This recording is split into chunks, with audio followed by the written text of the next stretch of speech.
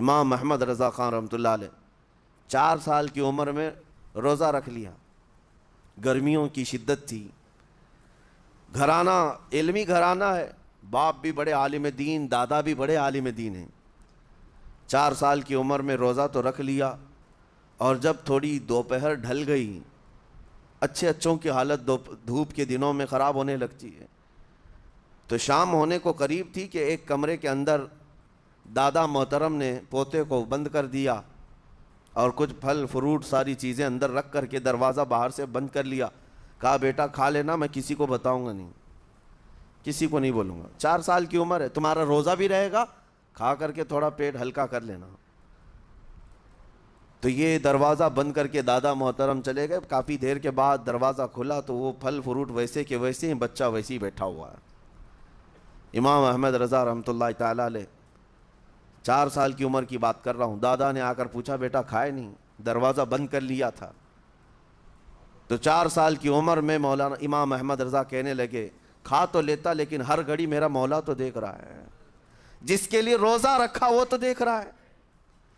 یہ ہے تقویٰ, یہ ہے خوف خدا, کہ اگر یہ کسی کے دل میں بیٹھ جائے, اسے لوگوں کو دکھانے کی یا لوگوں کے اسے دیکھنے کی کوئی ضرورت ہی نہیں. میرے عزیزو, تقویٰ حاصل کرنے کا یہ اتنا بہترین راستہ ہے, اتنا بہترین راستہ ہے. آپ روزہ ہیں, کس کو پتہ ہے؟ میں روزہ ہوں, کس کو پتہ ہے؟ یہ راز ہے میرے اور اللہ کے درمیان. آپ روزہ ہیں, یہ راز ہے آپ کے اور اللہ کے درمیان. بہت سارے موقع آپ کے پاس ہیں دن بھر میں, فجر سے لے کر عصر تک. کئی مرتبہ وضو میں جانا پڑتا ہے, باضابطہ آپ کلی کر رہے ہیں, آدھا نگل جاتے, کس کو خبر ہے؟ یا کہیں چھپ کر کے کوئی ہلکی سی چیز چبا لیتے, کس کو خبر ہے؟ اس لیے کہ یہ اندرونی معاملہ ہے, راز ہے. آپ کھا رہے ہیں پی رہے ہیں یا نہیں کھا رہے ہیں نہیں پی رہے ہیں, یہ کوئی دوسرا نہیں کہہ سکتا. آپ کے اور آپ کے اللہ کے درمیان یہ راز ہے.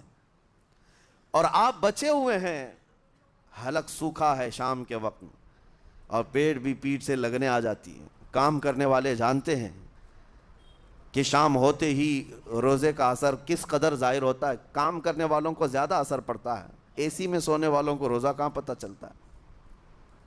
لیکن اس وقت بھی وہ نہ پانی کا ایک قطرہ حلق میں ڈالنا چاہتا ہے, نہ کوئی چیز چھپ کر کے چبانا چاہتا ہے. مجھے بتاؤ میرے عزیزو, کیوں اپنے آپ پر یہ تکلیف اور اپنے آپ پر یہ زیادتی کر رہے ہو؟ آپ کو اندازہ ہوتا ہے یہ میں زیادتی نہیں کر رہا, نہ یہ اپنے آپ کو تکلیف میں ڈال رہا ہوں, یہ میرے رب کی رضا ہے, میں اسی پر قائم ہوں.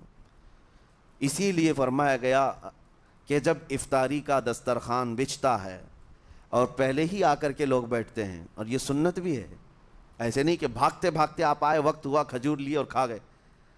افطاری کے وقت سے تھوڑی دیر پہلے بیٹھ جاؤ, تمہارے دسترخوان پر نعمتیں رکھی ہوئی ہیں, پھل بھی ہیں, میوہ جات بھی ہیں, کچھ کھانے پینے کی چیزیں بھی ہیں, ٹھنڈا شربت بھی ہے, دیکھتے ہوئے بیٹھے ہیں آپ, لیکن ہاتھ نہیں لگاتے ہیں.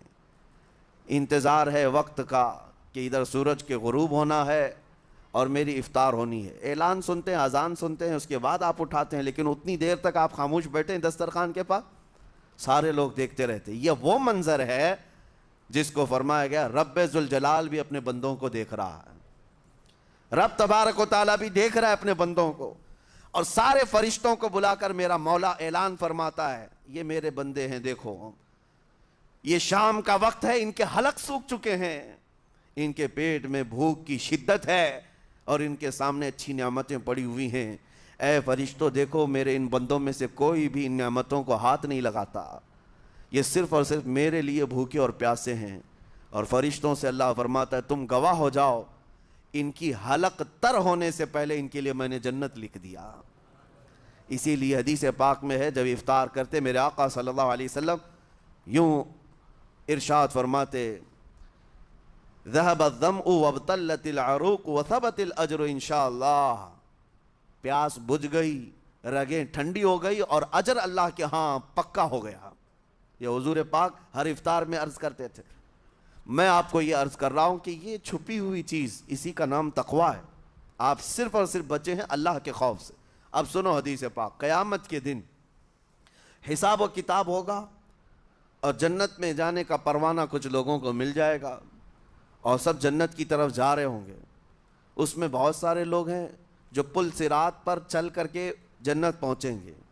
اب جب کافی لوگ جنت کے دروازے پر پہنچیں گے، ایک جماعت ایسی ہوگی جو پورے راستے میں کہیں نظر نہیں آئی، جنت جانے کے راستے میں کہیں نظر نہیں آئی، لیکن جنت کے دروازے پر وہ پہلے سے موجود تھے، چلے تھے نہیں چلے تھے کسی نے دیکھا ہی نہیں۔ دوسرے جنتی ان سے پوچھتے ہیں اس جماعت سے کہ تم یہاں کیسے پہنچے اور یہ انعام کس بات کا ہے تمہارے لیے؟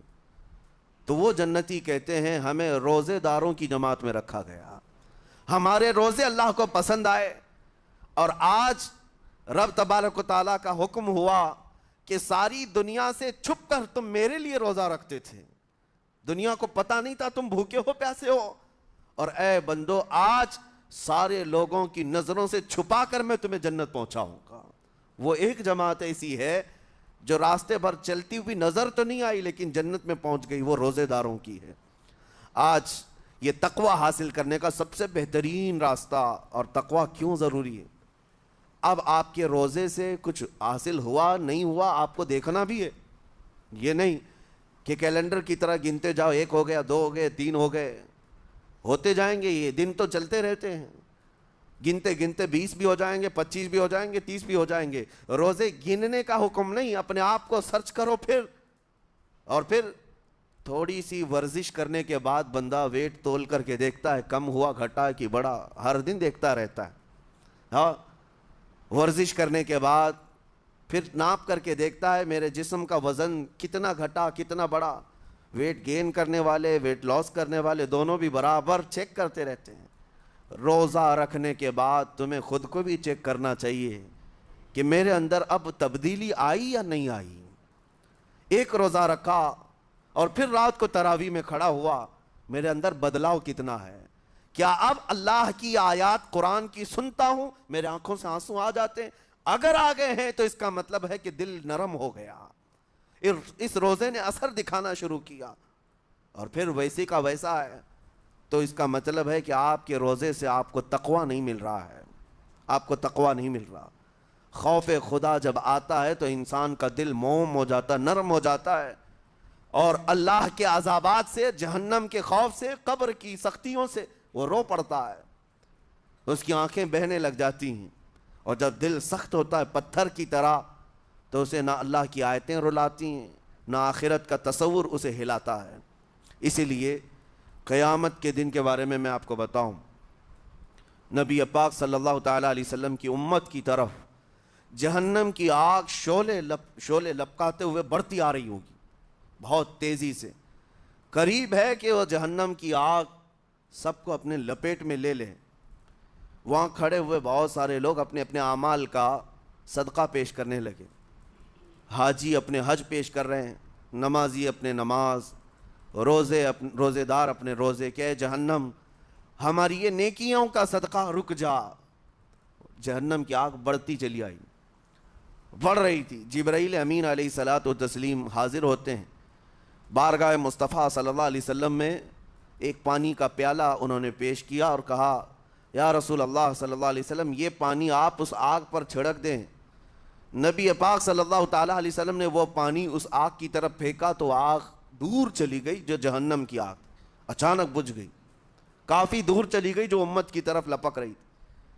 رسول رحمت صلی اللہ تعالیٰ علیہ وسلم نے پوچھا جبرائیل سے یہ اتنا اثردار پانی ہے کون سا؟ یہ جبرائیل امین عرض کرتے ہیں یا رسول اللہ یہ آپ کے ان امتیوں کے آنسوؤں کا پانی ہے جو رات کھڑے ہو کر اپنے رب کے خوف سے رویا کرتے تھے، وہ اللہ کے خوف سے تھر تھراتے تھے، ڈر کر کے ان کے آنکھوں سے جو آنسو آتے۔ جبرائیل امین کہتے ہیں میں نے وہ آنسو جمع کر رکھے تھے اور وہ آج میں نے آپ کے سامنے پیش کیا۔